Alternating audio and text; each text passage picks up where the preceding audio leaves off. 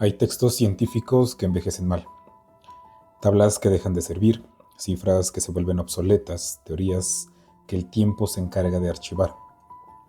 Y luego están esos otros textos, los que envejecen, los que incomodan, los que décadas después siguen describiendo con una precisión inquietante los problemas que creemos modernos. Hoy, en nuestro primer capítulo de La Ciencia del Agro, vamos a hablar de uno de estos textos. Fue escrito en 1963. Su autor no fue un activista ambiental, ni un político, ni un profeta del colapso. Fue un científico del suelo. Su nombre, Firman Beer. Y lo que escribió hace más de 60 años parece una radiografía exacta de la agricultura del siglo XXI. Pero ¿quién fue Firman?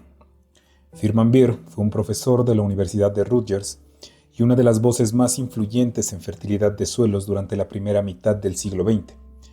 No hablaba desde la especulación, hablaba desde el campo, desde los experimentos, desde los balances de nutrientes, desde la erosión medida en toneladas de suelo perdido.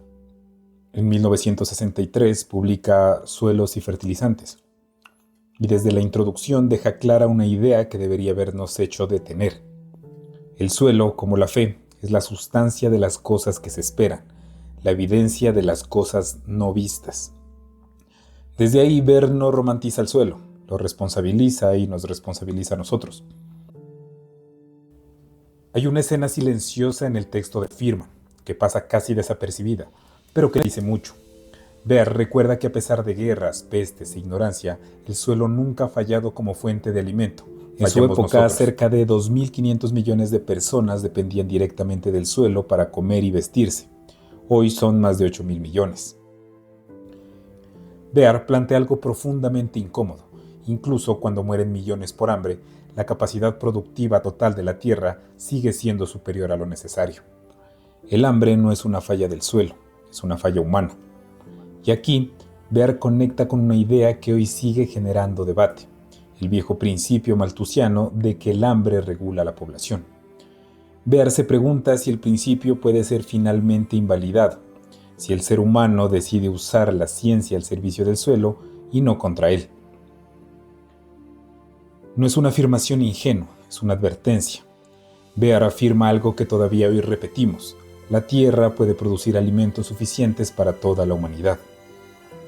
En 1963 el mundo tenía poco más de 3.000 millones de habitantes.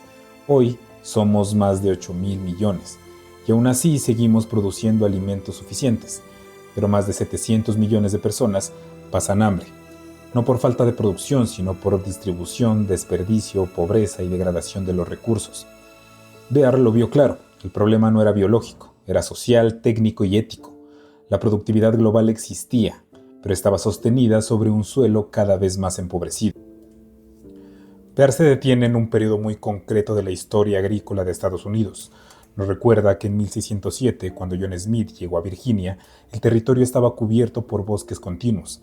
La tierra era tan abundante que cada indígena disponía de cientos de hectáreas. 3 siglos después, esa abundancia se había reducido drásticamente. La tierra por persona disminuyó, y lo más grave, gran parte de la mitad restante era desierto, montaña, lago o pantano. Beer no culpa el crecimiento poblacional, culpa la forma en que decidimos cultivar. Describe con crudeza cómo la agricultura en hileras largas y rectilíneas, diseñadas para la eficiencia mecánica, se convirtió en el sistema más destructivo jamás conocido. Las cercas que detenían la erosión fueron eliminadas, el viento y el agua hicieron el resto. El suelo fértil terminó en los ríos, en los puertos y finalmente en el mar. El Dust Bowl fue solo la manifestación más visible de la degradación que ya venía gestándose. Uno de los pasajes más duros en el texto de Beer describe la transformación agrícola de Estados Unidos. Hileras largas, campos desnudos, cercas vivas eliminadas, tractores reemplazando animales y con ello millones de toneladas de suelo fértil arrastradas por el viento y el agua. El Dust Bowl no fue un accidente climático, fue una consecuencia técnica. Hoy cambiamos el arado de hierro por tractores con GPS, pero seguimos haciendo lo mismo. Monocultivos extensivos, suelos desnudos, compactación, pérdida de materia orgánica. La tecnología claramente avanzó, la lógica no. Firman Beer no escribe desde la oposición a los fertilizantes, Es de hecho uno de los científicos que ayudó a entender su correcta utilización, pero también fue de los primeros en señalar que la fertilidad natural de los suelos vírgenes no es infinita. Describe cómo, una vez talados los bosques y puesta la tierra en cultivo, la materia orgánica se consume rápidamente. El subsuelo queda empobrecido. Y entonces comienza la dependencia de fuentes externas. Décadas después, Bear documenta cifras enormes, millones de toneladas de fertilizantes aplicadas solo para corregir lo que el manejo había degradado. Y aún así surgen nuevas limitaciones, deficiencias de boro en Nueva Jersey, fallas totales de cultivos por ausencia de molibdeno. Bear relata incluso casos extremos, hectáreas completas enterradas porque el suelo ya no podía sostener el cultivo. El mensaje es claro, cada corrección sin comprensión sistémica profundiza el problema. Bear no demoniza los fertilizantes, los entiende pero advierte algo clave. Cada corrección genera un nuevo desequilibrio. Con la aplicación masiva de NPK aparecen deficiencias de boro, zinc, molibdeno, cobre y manganeso. Hoy hablamos de nutrición balanceada, pero en la práctica muchos sistemas siguen atrapados en la misma secuencia. Agotamos, corregimos, sobreaplicamos, empobrecemos y volvemos a empezar. Es un ciclo, el mismo que Bear describió hace 6 décadas. Bear insiste en algo revolucionario para su época. El suelo no es solo un soporte, es un sistema vivo, con memoria, con límites, con consecuencias acumuladas.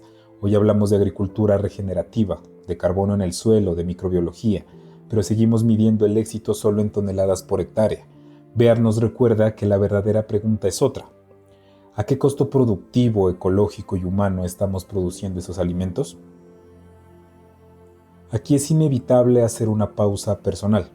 Este libro no llegó a mí por una recomendación algorítmica ni por una moda editorial. Lo encontré entre páginas amarillentas, entre ideas que parecían haber quedado atrás, y fue precisamente esa introducción la que me detuvo, porque no estaba leyendo historia, estaba leyendo el presente. Bear no escribe con rabia, escribe con responsabilidad científica, y aún así sus advertencias no se tradujeron en un cambio profundo. Tal vez porque aceptar lo que decía implicaba reconocer que el problema no era técnico, era cultural, era ético, era estructural. Esta es la parte más incómoda del episodio. Bear no se equivocó, fallamos nosotros, porque escuchar a Bear implicaba pensar a largo plazo, renunciar a soluciones rápidas, entender que el suelo no es infinito y eso nunca ha sido popular. Firman Bear escribió en 1963 sobre erosión, degradación, fertilización excesiva y hambre, no porque fuera pesimista, sino porque entendía el suelo.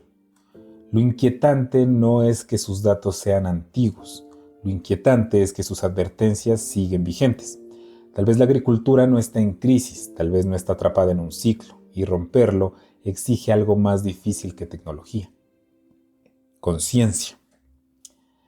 Esto fue La Ciencia del Agro. Hasta el próximo episodio.